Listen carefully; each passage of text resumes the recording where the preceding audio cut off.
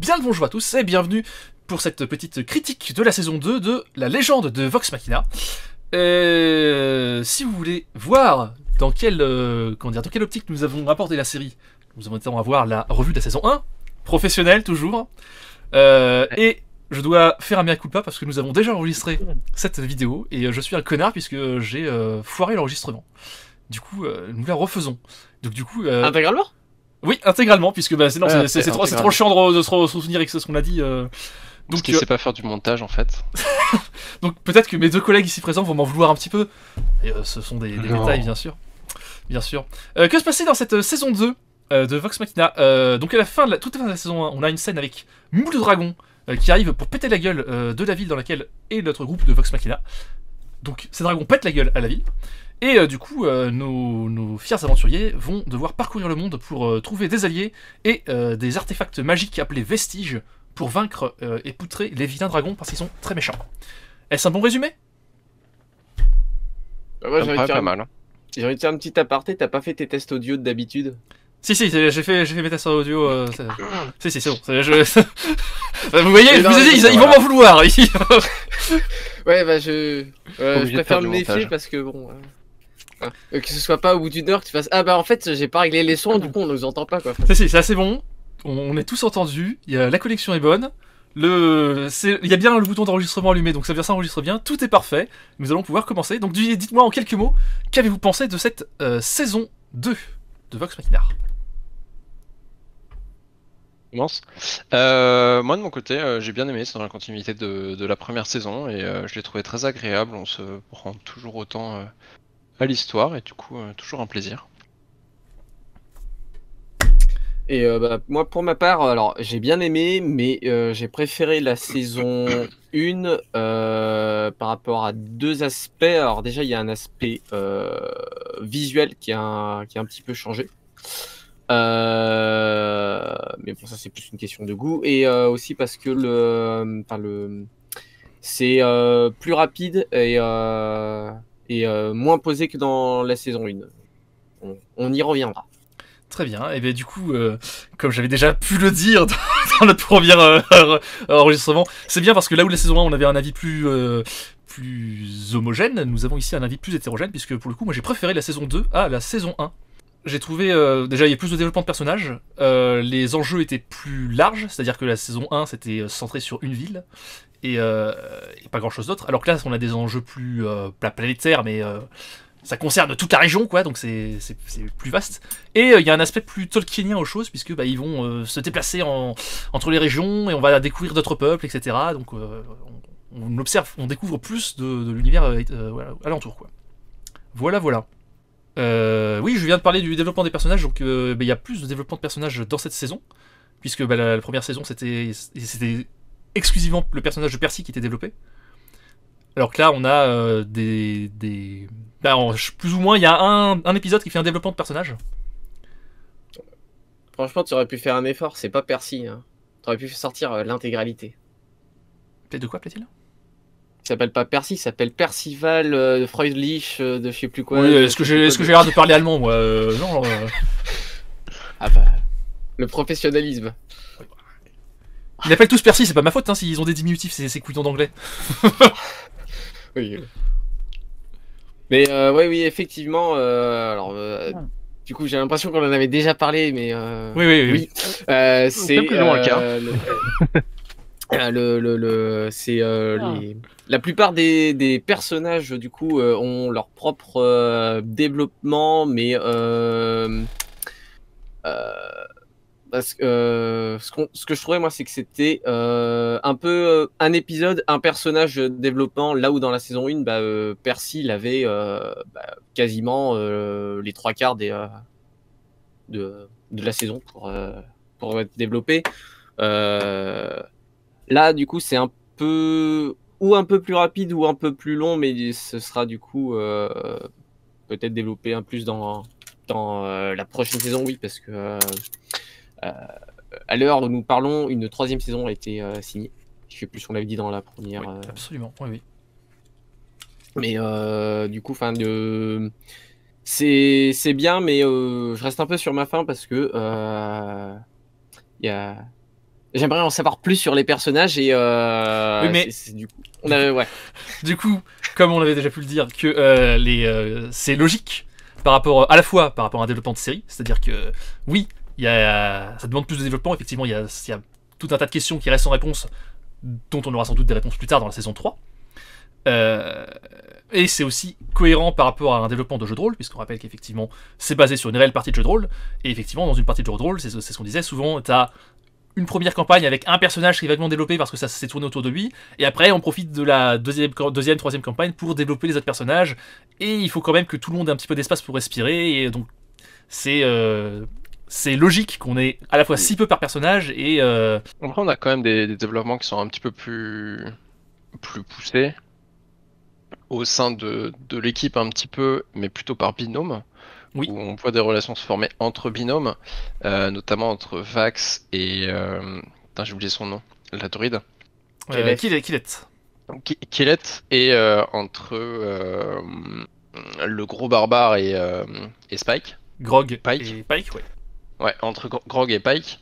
Il y a le développement entre les deux persos, et je trouve aussi que Grog, sa personnalité entre guillemets un petit peu plus développée, que ce soit par son épreuve entre guillemets avec l'épée, ou ces 2 ou 3 rencontres un peu étranges mais qui l'obligent à changer sa façon de penser, et tout le développement de son passé avec son ancienne horde qui se retrouve à combattre vers la fin.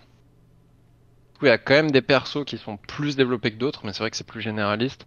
Et donc, si tu t'attends à un développement plus poussé d'un seul personnage, effectivement, c'est pas ce qu'il y a. Mais bon, comme tu disais, Lotari, ça colle plus ou moins à une série ou à une partie de jeu de rôle standard. C'est-à-dire que à partir de la deuxième campagne, on développe un petit peu tout. Et puis surtout, à la fin de cette saison 2, du coup, tous les personnages sont développés assez également, quoi. Oui, c'est ça. Il y a un minimum voilà. de développement. Il y a encore des 2 ou 3 zones d'ombre, mais on a tous plus d'infos sur leur passé, et on les cerne aussi un petit peu mieux. Et justement, c'est une partie de ce qui a fait que j'ai préféré la saison 1, puisque dans la saison 1, il y avait vraiment que Percy et vite fait Pike qui avaient leur droit à leur développement, et tous les autres c'était juste par petites touches, par petits mots comme ça. Ce que t'as préféré à la saison 2. Oui, j'ai préféré dans la saison 2 par rapport à la saison 1. Oui. Non, mais il faut suivre aussi. C'était bon, voilà, c'était pour vérifier aussi. Non, mais... ouais. Donc non, moi sur ce principe-là, j'ai bien aimé parce que ça suit bien l'esprit jeu de rôle. Et là-dessus, j'ai plutôt bien aimé les développements, et le fait d'en apprendre plus sur chacun aussi, j'ai trouvé ça agréable. C'était cool d'avoir un développement poussé sur Percival et 2-3 infos sur Pike, mais le fait d'avoir vraiment de l'info sur tous les persos, bah, tu comprends mieux un petit peu comment ils en sont arrivés là, ce qu'ils ont fait avant, et pourquoi ils en sont là. Et je trouve ça agréable. Puis en plus, tu sens, même au sein du groupe, les constructions des rivalités ou pseudo-rivalités, les amourettes, Ouais, les des amitiés. rivalisés, ouais, c'est ça. Toutes les relations sont plus poussées. Vraiment, la première saison, c'était la découverte du groupe en lui-même. Et là, c'est au sein du groupe, les binômes et les rivalités, comme tu disais, ouais. Après, il n'y a pas vraiment Ça, de grosses c'est ce que rivalités, j'ai mais genre par exemple la concurrence entre Grog et Vaxivan. Vax. Ouais. Et c'est foutus elfes là, qu'ils ont les mêmes noms tous. Donc entre Grog et Vaxidan pour savoir qui c'est le plus fort, qui c'est le plus combatif, etc. Et tout comme ça quoi. Oui, bah chroniqueur, t'as parlé d'un aspect visuel. Alors effectivement, je suis assez d'accord pour dire que visuellement, il y a des différents. Il y a des points où je trouve que c'est un peu mieux. Il y a presque une augmentation de budget, on pourrait dire, sur les trucs normaux. Par contre, il y a un gros truc qui moi me va pas, c'est sur les gros monstres, les dragons et les sphinx. Ça se voit que ce sont des modèles 3D incrustés et qui n'ont pas. Ils ont pas l'air d'être sur la même réalité tangible que sur les autres personnages, quoi. Il y a. Bon, là-dessus, de toute façon, quand tu commences à regarder pas mal de séries un peu animées ou de choses comme ça, tu te rends vite compte que les grosses créatures, c'est compliqué à intégrer. Et pour autant, je trouve qu'elles sont plutôt bien faites. Parce que même si potentiellement tu remarques qu'elles sont pas sur le même plan, il n'y a pas de décalage de. Oui, il n'y a pas une désynchronisation de la fluidité fluidité, entre les ouais, c'est vrai. Ouais, c'est ça, il n'y a pas de désynchronisation de la fluidité, et du coup, ça fait que tu passes assez vite outre. Voilà, parce que quand il y a une désynchronisation de la fluidité, tu te rends très vite compte que c'est pas la même chose, et ça fait un choc. sur le visuel. Je suis d'accord. Mais après, c'est vrai Donc, que ça. Il y a... Là-dessus, tu sens quand même qu'il y a une bonne augmentation de budget, mais pour autant, oui, il y a le décalage, mais Après, on passe assez facilement outre, je trouve. de manière générale, la série a pas l'air d'avoir un énorme budget, je pense. Enfin, je peux pas les regarder exactement, mais. Alors, Parce que je pense pas que ce soit de l'animation faite à la main, tu vois. Je pense que c'est de l'animation aidée. non, des bah, logiciels. ouais, je pense qu'il doit y avoir un studio à côté. Alors, de ce que j'avais vu, je crois qu'en tout, ils ont 11 millions de budget pour les deux. Sachant que ça a Enfin, été kickstarté, il me semble, je sais plus si on l'avait dit. Ouais, c'est ça, le Kickstarter, je crois que c'est 11 000. C'était 4 millions, je crois, le Kickstarter. Et en tout, je crois que le budget global, je me demande si c'est pas 11 millions ou un truc comme ça. Pour la saison 1 et 2. Ce qui n'est pas. Ce qui, à l'échelle d'une série animée, n'est pas si énorme que ça. Je me souviens plus des. Toute proportion gardée, mais. Ouais, il me semble qu'on était allé voir, c'était 11 millions, ça me dit quelque chose. Donc, Mais moi, c'est pas tant le. Enfin, autant ça se voit qu'il y a une différence ouais, pour les gros monstres, mais c'est pas ça moi qui m'a vraiment gêné, c'est plutôt l'animation des combats que je trouvais que ça Ah oui, tu l'avais virevoltait un peu trop partout. Notamment les premiers combats genre les 6 premiers épisodes, ça virevolte de partout, ça fait très animé japonais. Alors- Et je trouvais que par rapport à la saison 1 où la saison 1 on voyait les passes d'armes, on voyait chacun lancer son sort assez fluidement. Là, c'est un peu trop. On a moins l'impression que le combat est posé. Pour moi, il y a deux points qui expliquent ça. Parce qu'il y a quand même des combats, notamment celui où ils sont au bord du volcan quand ils essaient de refermer la phase. La faille. Ouais. Ouais, contre ces espèces de Ou- dragons de feu, là, ouais. Là, c'est plus lent et tu les vois lancer les sorts, tu les vois faire les actions. Et je trouve que sur certains combats, il y a beaucoup plus de fluidité, notamment parce que Vax, il a récupéré l'armure qui lui donne quand même des capacités de déplacement qui sont plus grandes. Et du coup, forcément, ça augmente la fluidité du combat parce que ses déplacements sont plus rapides. Alors que Mais sur y a les pas- premières y a pas que saisons, ils Vax. sont plus lents. Ouais, mais le souci, c'est qu'il n'y a pas que Vax. Il y a pas que Vax, mais je pense que c'est aussi un équilibre. Je trouve que tu sens quand même plus de vitesse parce que ils ont plus d'assurance dans les combats aussi. Et moi, j'ai le sentiment que cette vitesse, elle représente un petit peu cette prise d'assurance et cette prise de connaissance et d'équipement pour le cas de Vax. Après, il y a un combat où ça va vraiment plus vite et où c'est pas forcément justifié, c'est le combat pour récupérer le vestige de l'arc. Ah oui, contre, Ouais, contre l'arbre qui. Voilà. Où là, effectivement, le combat, ça virevolte, etc. Mais c'est pas forcément. Mais après, justement, c'est là où moi je trouve ça justifié, c'est que dans la première saison, les combats c'était plus d'homme à homme, tu vois, c'était plus. Alors que là, on est plus contre. C'est plus la même échelle. C'est plus la même chose, on est plus le groupe contre un gros monstre, tu vois, souvent. Mm. Ou alors le groupe contre un autre groupe. Ouais, mais après, tu vois, par exemple, le combat pour le vestige de l'arc, c'est de l'homme à homme. C'est Vex qui est bloqué uniquement contre le. Oui et non, parce que c'est un arbre, donc tu vois, il y a plein de racines qui sortent partout, ils se mettent à voler, donc il y a, Oui, c'est vrai. ça prend une dimension plus. C'est plus terre à terre, c'est plus un homme à pied contre un homme à pied, quoi. Non, tout à fait. Les combats. Ouais, vas-y. Dans la première saison, le combat contre le dragon bleu. C'est vrai. Ouais, et en même temps, il est très au sol aussi. Ouais, mais ça virevoltait moins. Et puis, pareil, tu dis que c'est combat un contre un, mais en vrai, dans la première saison, il y avait le moment où ils étaient contre l'armée de zombies.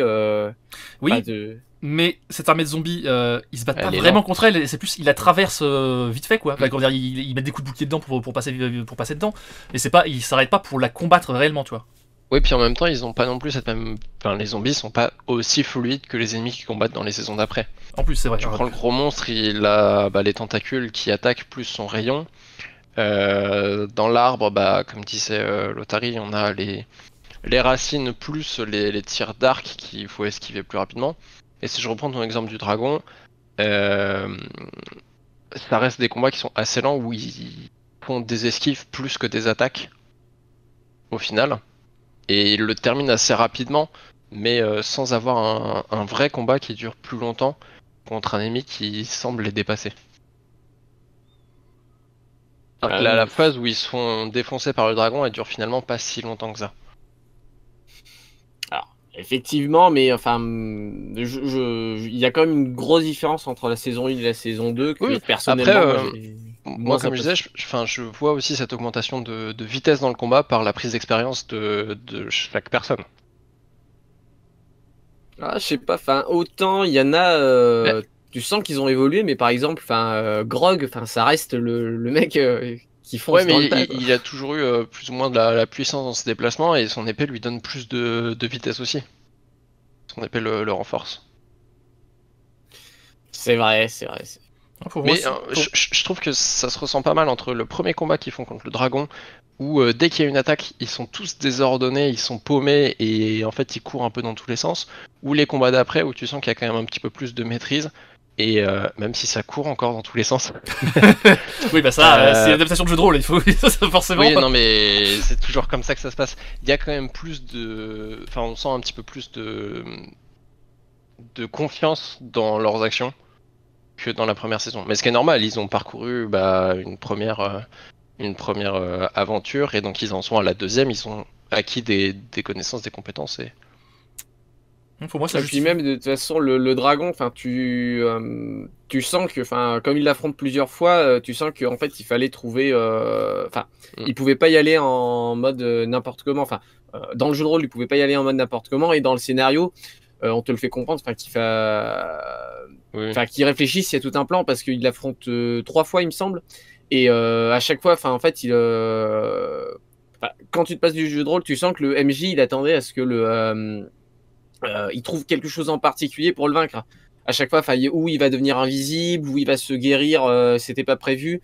Il réessaye la même technique que contre le dragon bleu. Le dragon, il a trouvé la parade. Tu sentais qu'il y avait une stratégie bien précise qu'il fallait que le groupe trouve pour pouvoir. Après, pareil, c'est une évolution de logique de système de jeu, c'est-à-dire que le dragon bleu qu'ils affrontent dans la saison 1, c'est le premier ennemi, alors que là, c'est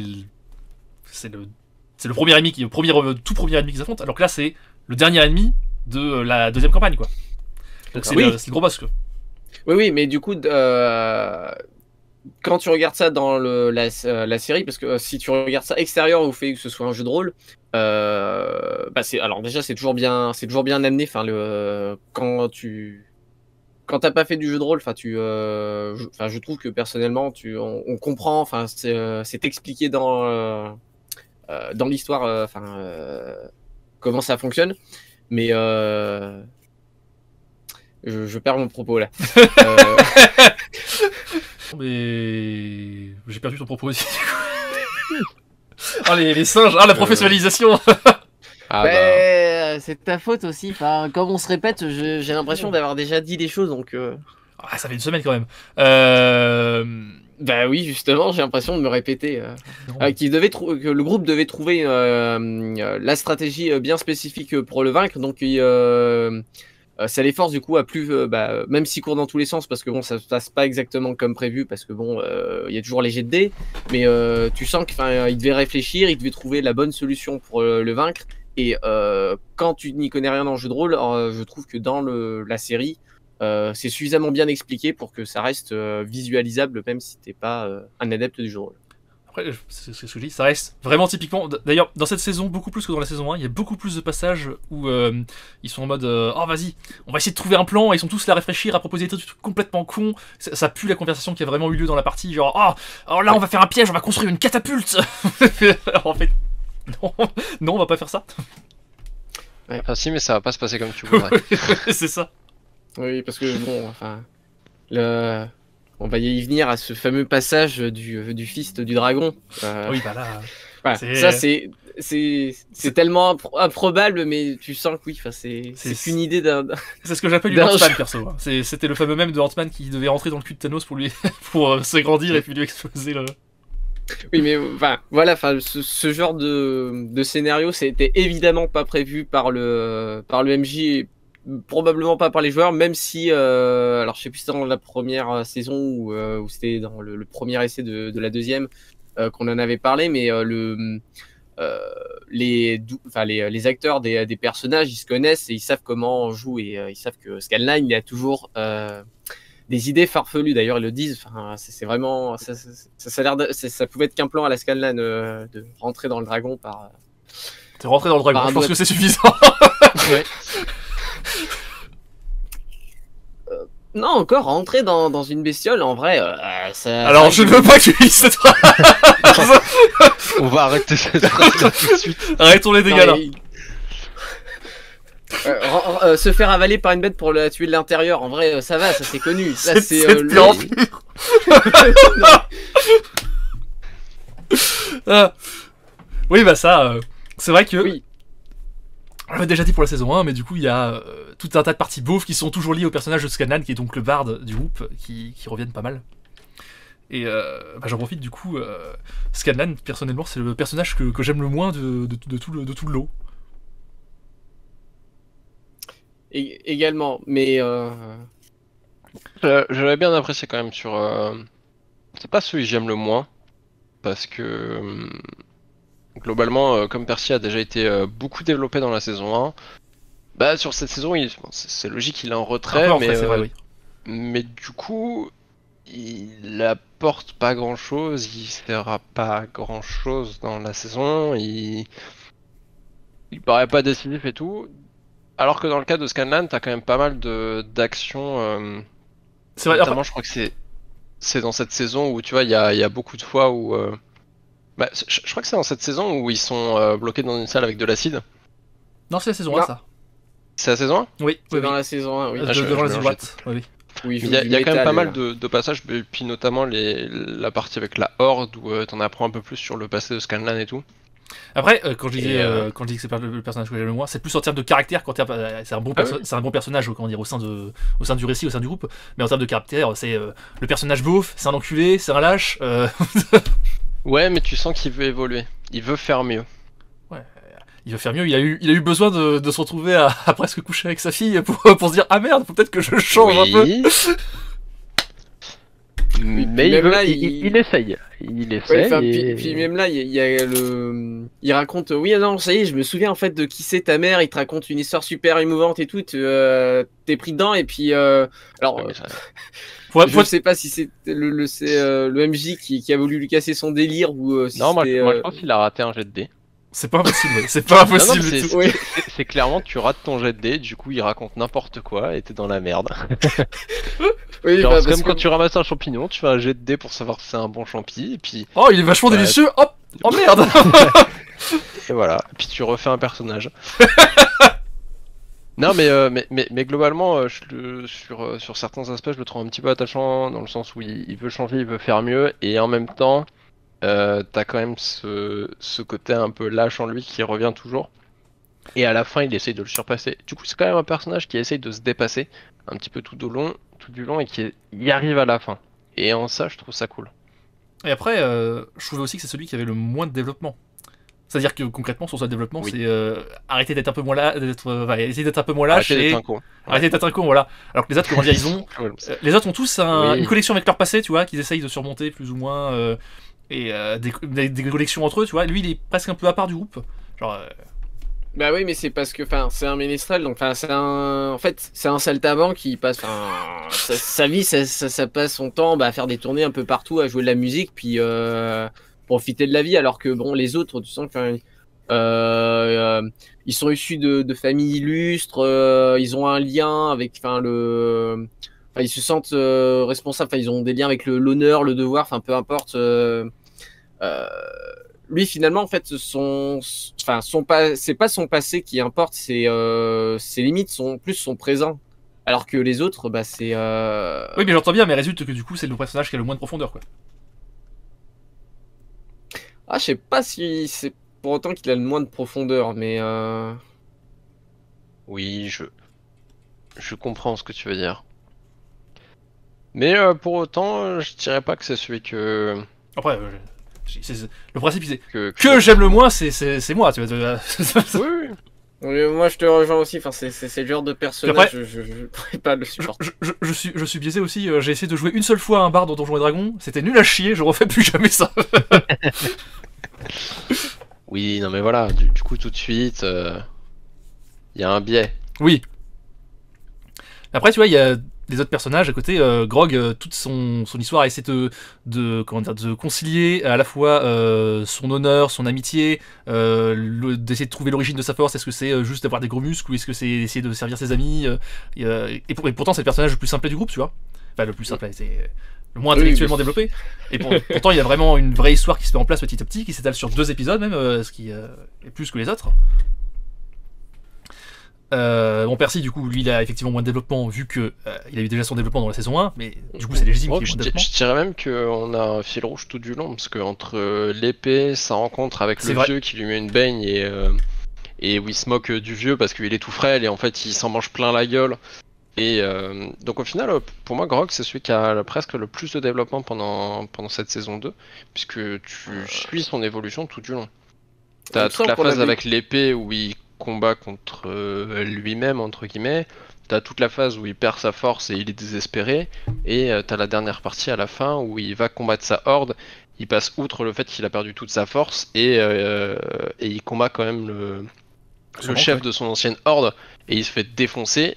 Et ensuite il regagne sa force parce qu'il comprend d'où vient vraiment sa force. C'est vrai. Il me semblait qu'on avait plutôt, on s'était mis d'accord, c'était plutôt Vax qui a levé le plus de développement en profondeur.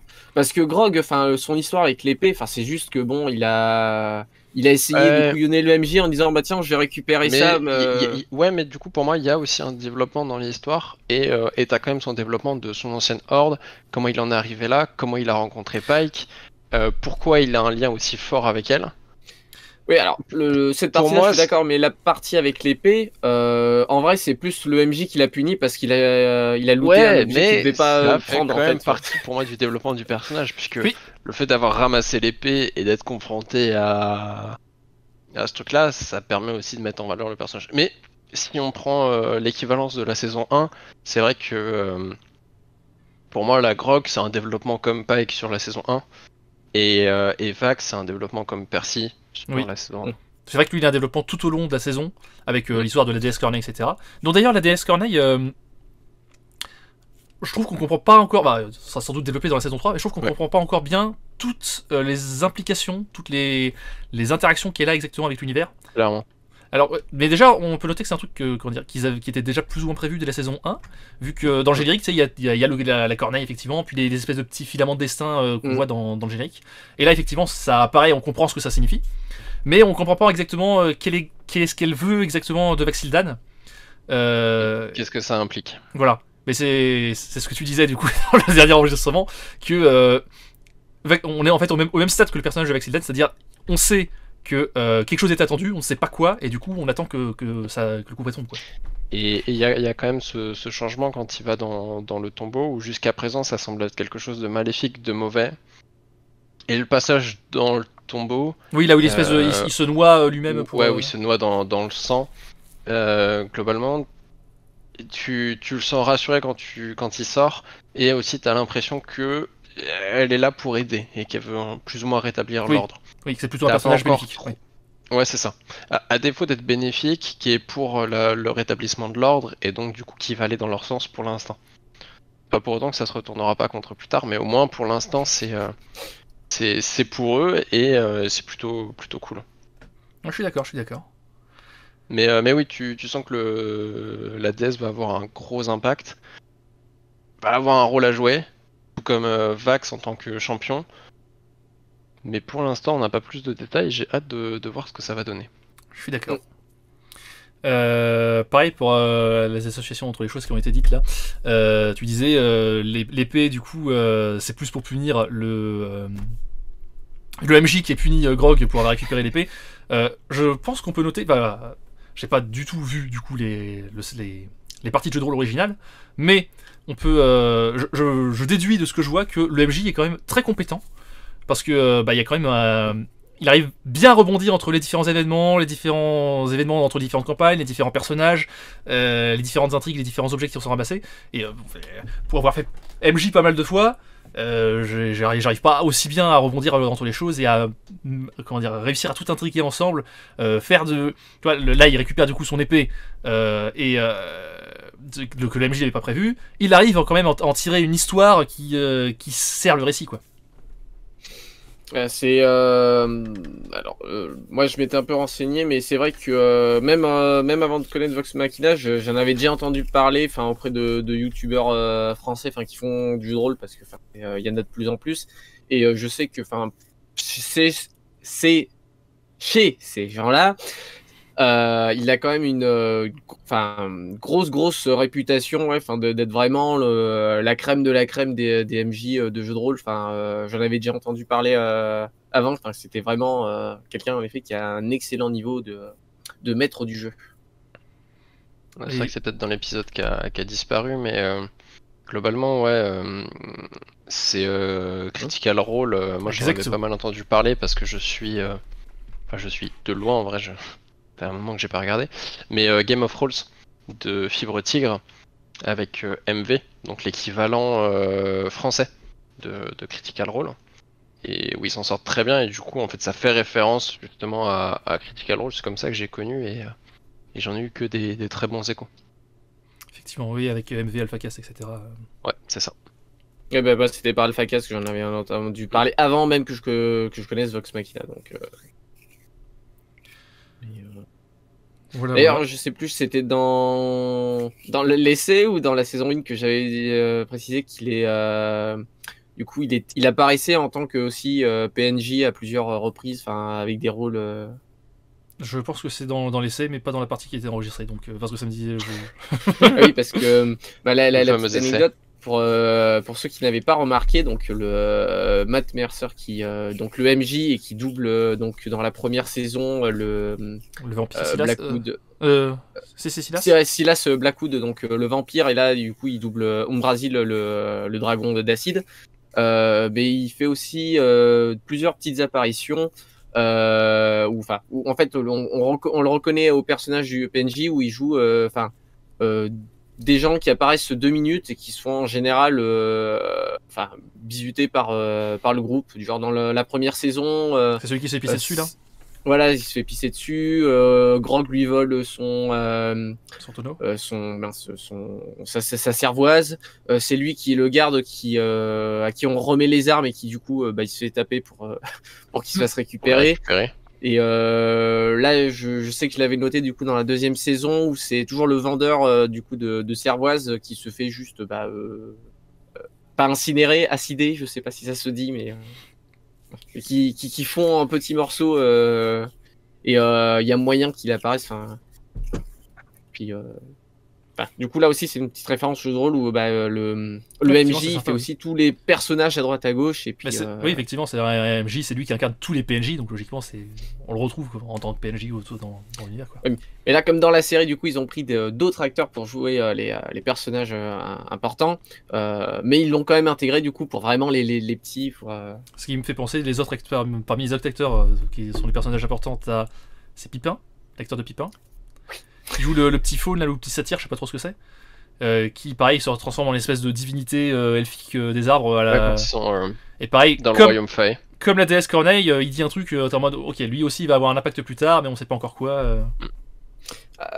Moi j'ai compris que c'était juste un clin d'œil à un développement de l'histoire qu'ils n'ont pas fait dans la série, parce que je sais qu'il y a beaucoup de gens qui s'amusent à noter tous les petits clins d'œil à droite à gauche, mais c'est comme toute adaptation, ils n'ont pas forcément le temps de tout mettre dans la série, dans les épisodes, mais il y a quand même, on va dire, des clins d'œil pour les gros fans qui suivent ça depuis le début, qui ça va parler, quoi. Je sais pas, ouais, moi ça m'avait l'air aussi d'être un petit peu plus que juste un clin d'œil. Du coup on verra en saison 3. Ouais. Que dire d'autre? Alors un tout petit détail que j'avais noté, mais la VF, il y a des trucs qui m'avaient dérangé. Alors, chroniqueur, toi tu regardes en VO, c'est ça? Oui. Ouais. Et toi, nous on le regarde en VF, Gigne.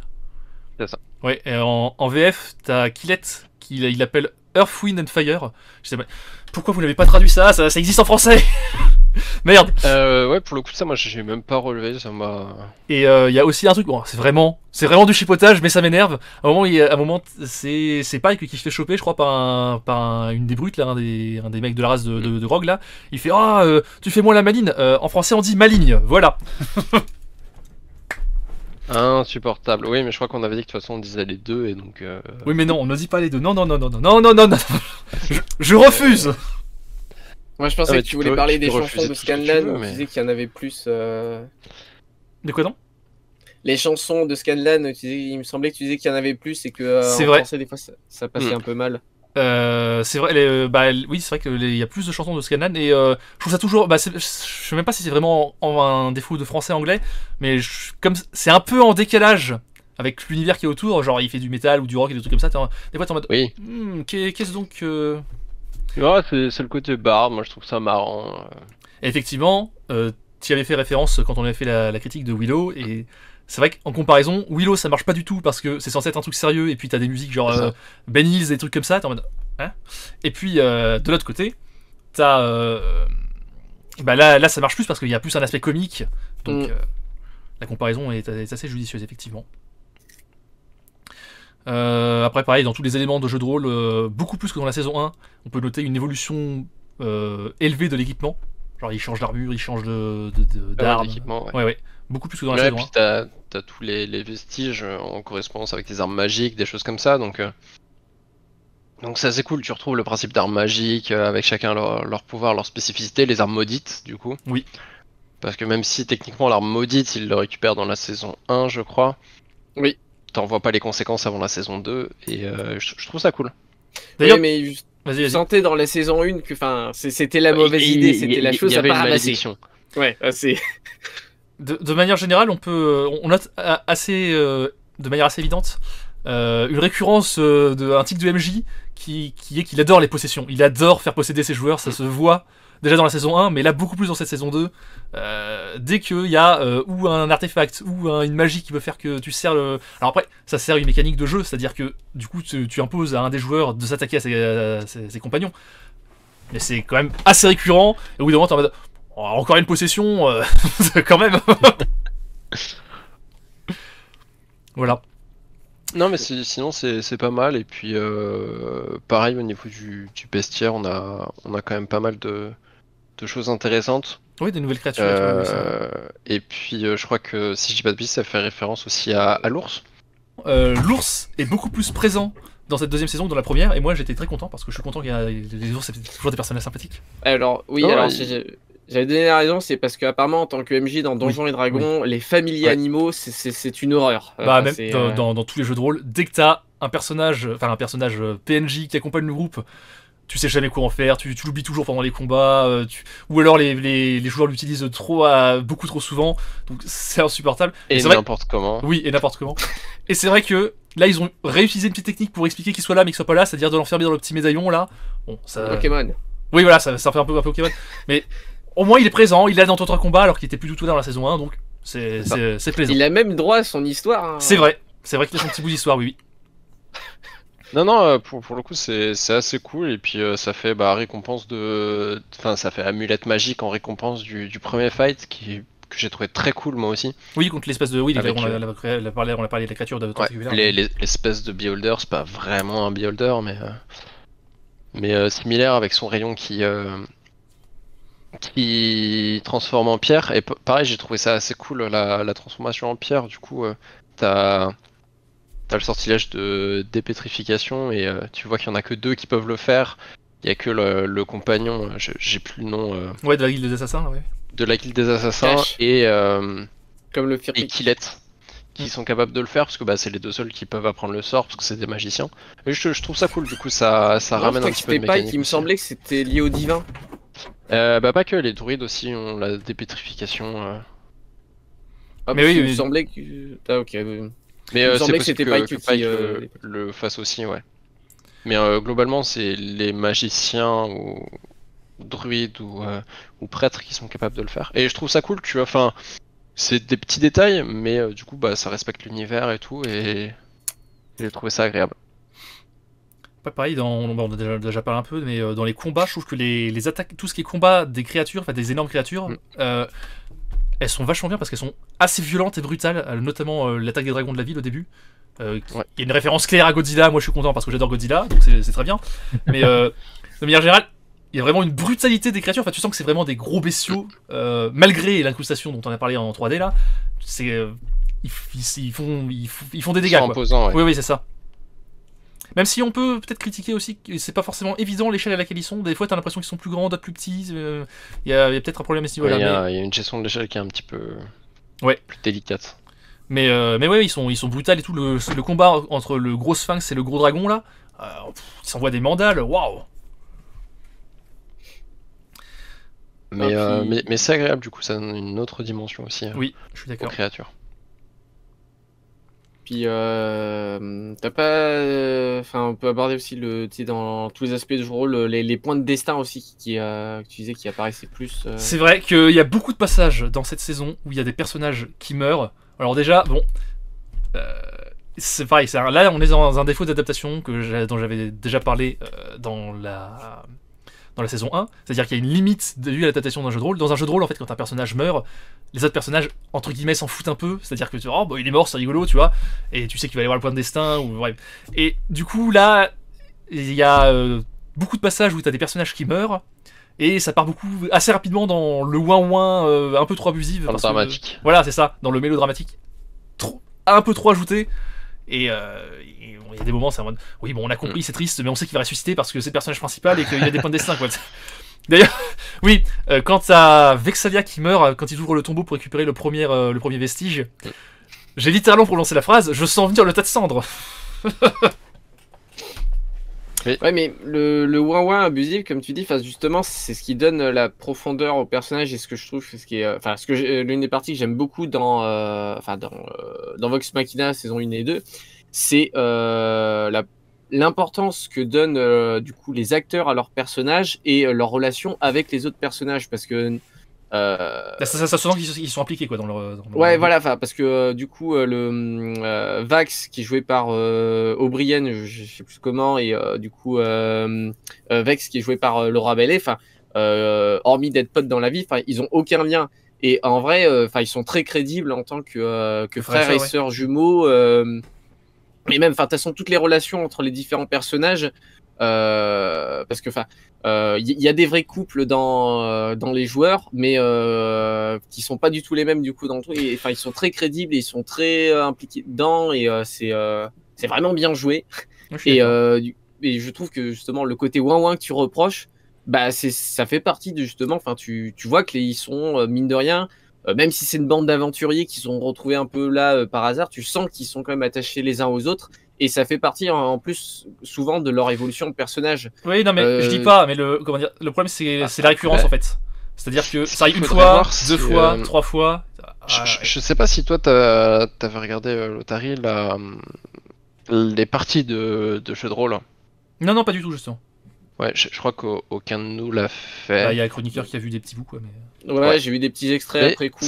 Ça serait intéressant de voir si justement ce côté mélodramatique est pas joué aussi dans leur partie de jeu de rôle. Ça, c'est un truc de manière générale. C'est sans doute très intéressant de voir la comparaison entre les deux. Surtout. Non, mais c'est ça, parce que ça se trouve sur la partie de jeu de rôle, ils essayent de jouer vraiment à fond et d'être dans ce côté-là. Alors, c'est sûrement accentué par le côté série animée, etc. De ce que j'ai vu, ils sont quand même. Comme en fait, ils font ça sur Twitch, faut qu'ils donnent aussi un aspect visuel et pas juste. Oui, c'est vrai que des fois, ils exagèrent même, je trouve, un petit peu justement dans leur jeu de rôle. Mais il y a vraiment qui est représenté. Mais ouais, j'avais vu des extraits où vraiment, on arrive à une scène précise et puis le MJ laisse un joueur s'exprimer, limite faire chialer son joueur pour pendant 5 minutes. Il pouvait y avoir une action en cours. D'habitude, qu'est-ce que tu fais là, c'est vraiment, il le laisse pendant 5 minutes développer son personnage. C'est là où tu vois qu'ils ont quand même bossé leur truc. C'est pas juste. Ouais, mais de manière générale, c'est évident qu'il y a eu un gros taf sur la série. Déjà avant, en termes de jeu de rôle, de scénario de jeu de rôle, de personnages, etc. Ensuite d'adaptation, de mise en scène, etc. C'est évident que c'est de la bonne production. C'est bien réalisé, quoi, en tout point. Et puis tu sens que ce sont de vrais joueurs de jeu de rôle, qui sont à un stade, qui sont vraiment à un stade, où c'est là justement, quand ils meurent. C'est embêtant parce que leurs personnages ils l'ont vraiment tellement travaillé, puis il y a des liens avec les autres, ça casserait quelque chose, donc c'est pour ça qu'il faut... Après, enfin, c'est un truc de base en tant que MJ. T'as pas forcément intérêt à ce que tes personnages meurent. En fait, si tu dois faire mourir un personnage, c'est vraiment que t'as plus le choix parce qu'il a vraiment tout échoué. T'évites, tu toujours une astuce pour la susciter d'une manière ou d'une autre pour. Bah en vrai ça dépend lesquels parce Oui, que ça dépend des jeux de rôle aussi. Oui, c'est sûr. J'avais lu le jeu de rôle Warhammer, c'est littéralement si t'arrives à garder ton personnage plus d'une partie, c'est que t'es vraiment couillu. Hein. Oui, mais il y a aussi je parle par rapport à Donjons et Dragons. Après, effectivement, t'as des Oui. Cthulhu où c'est rare que tu survives plus d'une partie. Effectivement, oui. Voilà. En même temps, Donjons et Dragons, si tu survis pas plus d'une partie, ça devient très vite compliqué, quoi. Oui. Voilà. Est-ce que vous avez d'autres choses à dire, vous? Non, globalement, Ouais, je pense qu'on a fait un bon tour. Ouais. Alors, du coup, vite fait, qu'est-ce que vous attendez pour la saison 3, vous? Pas mal de développement sur les persos. Ouais, la Avoir un continuité, petit peu, ouais. ouais, la continuité du développement sur les personnages. Plus de réponses sur... Sur la DSR, notamment. bah, ouais, c'est ça. Et puis, sur le personnage qu'on voit à la fin, qu'on avait croisé dans la saison 1. Ah oui, c'est vrai oui, qu'on en a qui a pas une main en moins, oui, effectivement. Et une main en moins, et qui qu'on complète, oui. voit interagir avec les dragons, mais sans comprendre pourquoi elle les aide. C'est vrai qu'on ne comprend pas son objectif encore, c'est vrai, oui. Ouais, il y a aucun objectif. Tu vois qu'elle les aide, qu'elle se barre à la fin, qu'elle essaie de rester cachée, et qu'elle veut pas se montrer du reste des dragons. Elle a essayé de choper juste un qui était manipulable. Mais pour l'instant, on voit pas trop où ça mène, donc hâte de voir un petit peu ce que ce développement-là va donner, et puis plus d'infos sur la déesse Corneille. Ok. C'est vraiment les deux axes, moi, qui m'intéressent pas mal, qui ont été évoqués, mais qui sont encore très flous. Bah, en même temps, si tu te places au niveau des joueurs, hormis Percy à un moment qui va acheter de la poudre à une boutique et qui entend vite fait parler, en fait, ils savent pas qu'elle est là. Enfin, ça... Ah ouais, non, ils ont aucune info, et du coup, c'est pour ça que j'ai hâte de voir, en fait, à quoi elle va être liée et comment est-ce que ça va revenir. Et en fait, quel plan... Parce que pour l'instant, c'est vrai qu'on l'avait vu, elle était plus ou moins du côté des vampires, mais elle était prisonnière, donc elle avait pas non plus l'air... Et du coup, pour l'instant, j'ai du mal à la placer sur les différents plans. Bah, elle a sans doute ses propres intérêts, juste qu'on ne connaît pas encore les désintérêts. C'est ça. Ah bah, elle a totalement ses propres intérêts. Enfin, tu sens Oui, que de toute mais façon, c'est le personnage Ah oui, mais non, mais super intelligent qui... C'est sûr, mais du coup, pour l'instant, avec ce qu'on sait là tout de suite, on sait pas vraiment ce qu'elle veut faire. Et je trouve ça intéressant aussi le fait que pour l'instant, Percy ait caché cette information au reste du groupe. Tu sens qu'il a pris l'info, il sait pas quoi en faire, donc il la garde pour l'instant.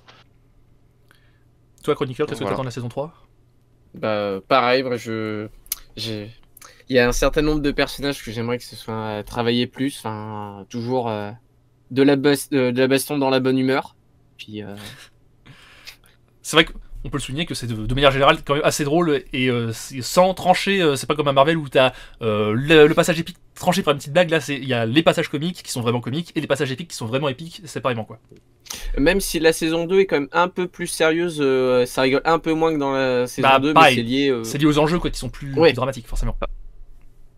Moi, pareil, la saison 3, pareil, j'attends plus de développement de personnages, du gros combat, de la rigolade, effectivement, les révélations quant aux différentes divinités qui interviennent, les méchants. Je m'attends aussi, à ce qu'il y ait un système de... là, il y avait 4 dragons, du coup, qui attaquent la ville au début. Il y en a un qui est battu à la fin, et les autres dragons sont mis un peu à part.